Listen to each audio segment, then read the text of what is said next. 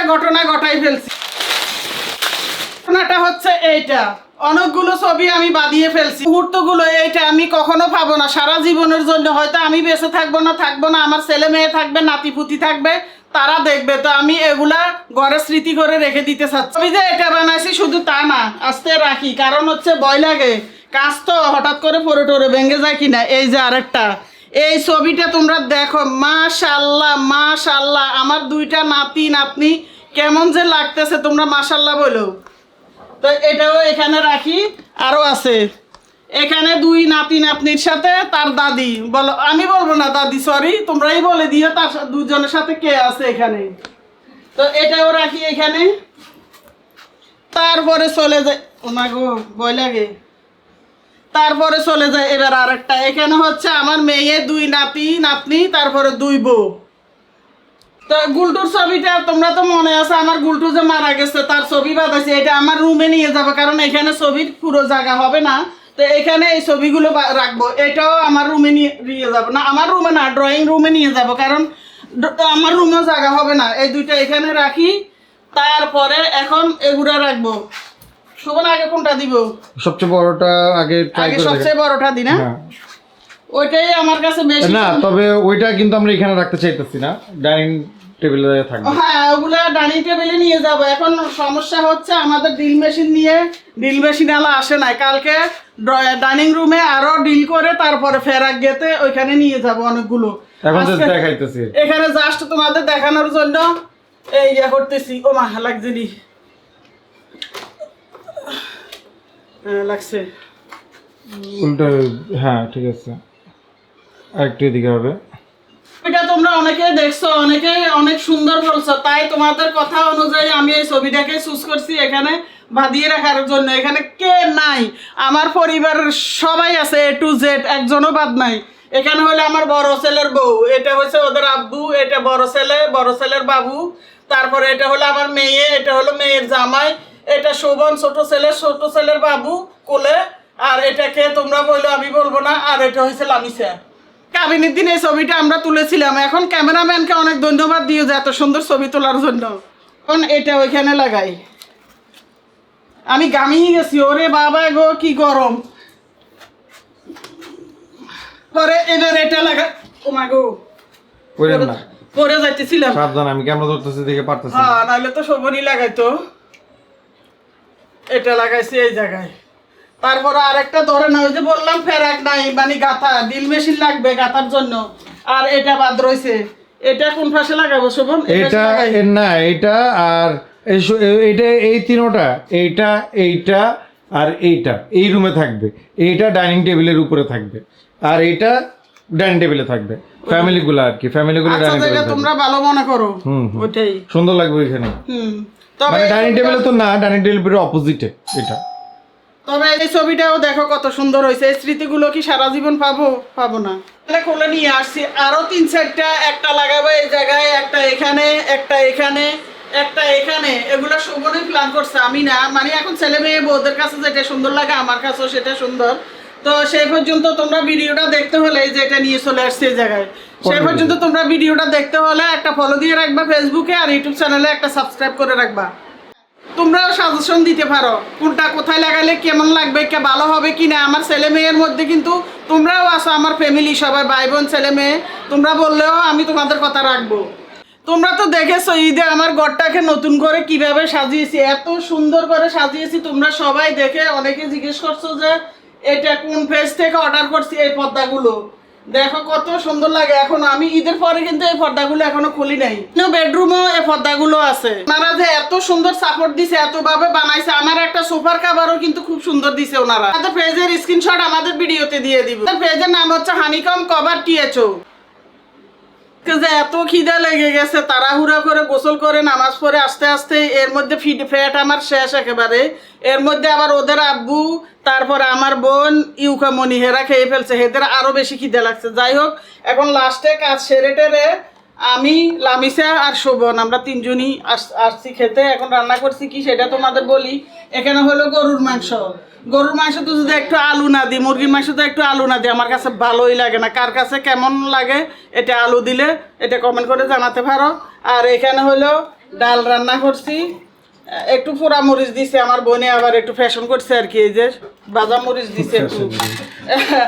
আর শাক ভাজি, যার মাংস থাক পোলাও থাক সেখানে যদি একটু শাক ভাজি থাকে আমার আর কিছু লাগে না।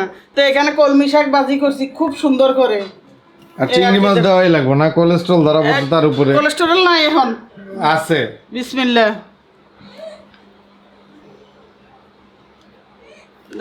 আচ্ছা ঢালেন একটু কালো ও এত ভাত খাবো না, এটা নিয়ে নাও। হ্যাঁ ফ্রিজে কয়টা ফান্তা ভাত আছে, আমি চিন্তা করছি ফান্তা ভাত খাবো নাকি, ওটা লোমো নেই। ইচ্ছা আপনার।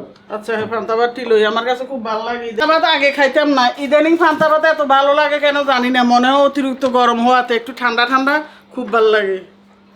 আর শাক দিয়ে তো আবার মজা লাগবে না ঠান্ডা ভাত নাকি? লাগবো না কেন, লাগবো। যেতে পারে না? জায়গার খুবই সংকট। হ্যাঁ আর আম্মুর একটা স্বভাব আছে, চেয়ার যতটুকু 10% চেয়ারে বসবো আর 30% পিছনে বা 90% পিছনে সরা রাখবো, যাতে মানুষ না যেতে পারে। তো যে আমি বইতে হইব না, ফা দিই, ফা গুলো বলে আমি টেবিলে দিছি ঢুকে দিতাম সব, জানো এভাবে কি পারা যায়? একটু খামো পান্তা ভাত। তাহলে গরম ভাত লই এলাই আগে। হ্যাঁ লে। এই দেখছো এখন শোভনারও লোভ লোভ লেগে গেছে দেখো। যে গরম ভালো লাগে। হ্যাঁ আর একটু ফ্রিজে রাখছি, নর্মাল ফ্রিজে একটু ঠান্ডা ঠান্ডা রাখছি, বেশি দেরি হয় নাই, সকালেই রাখছি, তাও 12টা 1টা বাজে, একটু ঠান্ডা হয়েছে, অত বেশি ঠান্ডা হয় নাই। যাই হোক স্বাস্থ্যের জন্য একটু ঠান্ডাই চলবে, এর বেশি ঠান্ডা হলে আবার ক্ষতি। হচ্ছে আমার ফেভারিট শাক, বিসমিল্লাহ।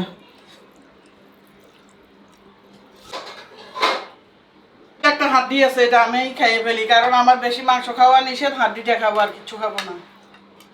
বোনে চা বানাইছে, সবার চা খাওয়া শেষ। তো এখন শোভনার আব্বু বলতেছে যে আমরা ঈদে যে সেমাই আনছে সেমাইগুলো খাবে, এই জন্য আমি চলে আসছি এখন। এই যে এখানে সেমাইয়ের জন্য পানি নিছি, তারপরে তেজপাতা সব কিছু দিয়ে দিছি, দারচিনি এলাচি, এখন দুধ আর চিনি আর হালকা লবণ দিব এর মধ্যে। আর সে তেল বসাই দিছি, আমি প্রতিদিনই নতুন বানাই, তারপরে তোমাদের দিয়ে। আজকে অনেকে অর্ডার করছো তোমাদের মধ্যে, কিন্তু আজকে দিতে পারি না, দুঃখিত। কেন আজকে বানানো ছিল না তেলটা, তো আজকে বানিয়ে কালকে সকালে দিব, পরশু দিনে দিব। আমি প্রতিদিন নতুন তেল বানাই, আবার ওটা দিয়ে দিলে আবার আমি স্টকে রাখি না কোনো তেল কখনো। মিষ্টি প্রাকৃতিক উপাদান দিয়ে এখন লাড়াচাড়া করতেছি, তেলটা উতরে উঠছে, দেখো অনেকগুলো ফুল দিছি। আর ফুল কে আনছে এবার, তাকে ক্রেডিট না দিলে নয়। আমার বোন যখন লঞ্চে আসছে এতগুলা ফুল নিয়ে আসছে, জবা ফুল, এগুলা আনার পরে দেখে যে এত খুশি হয়েছে, ওদের আব্বু অনেক খুশি হয়েছে, কারণ ঢাকা শহরে জবা ফুল পাইতে যে কি কষ্ট না শোভন।